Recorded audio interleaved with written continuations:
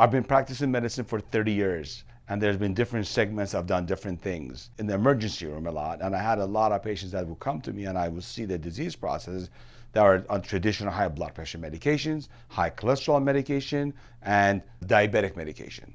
These three was the mainstay of the issues that I saw chronically on patients. And I started studying about alkalinity and how your aging process and the fact that you age through inflammation is what's killing our people, right? So we started doing more research, and the alkalinity of your body, your pH of your body. What we do in an emergency room, a patient comes in and we see, oh my God, this patient is in a coma. The first thing we do is, what's the pH? Humans need to be about 7.4. If that 7.4 becomes 7.2, you die. 7.4 becomes 8, you die. Right? So it's like a very small window and margin on what we test. But if you take that area that we stay alive in the margin of the pH, and expand that, and now look at the micro levels of those, then it gives you a lot of room to maneuver to keep your body into a more alkaline state.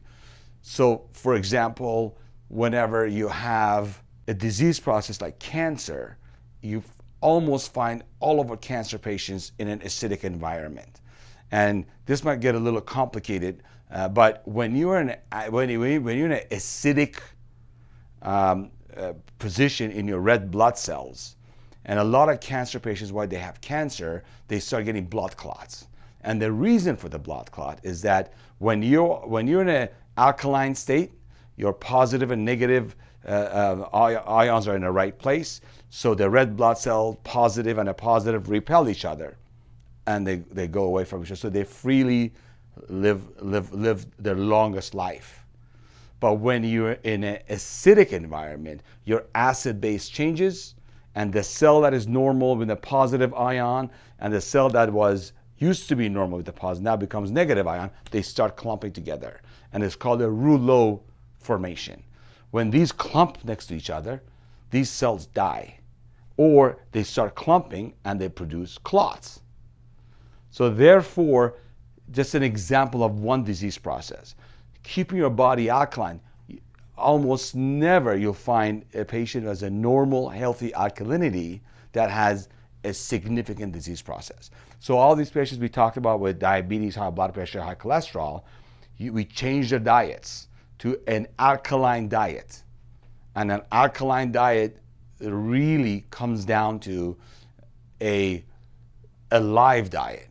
Any food that is alive and has color. So just think about it. And the richer and the deeper the color, the better it is. So everything you have in your fridge that is, if you leave it there, or if you leave it outside, will die in a day or two, or if it is in the fridge goes bad, that's an alive food, and it's most likely alkaline.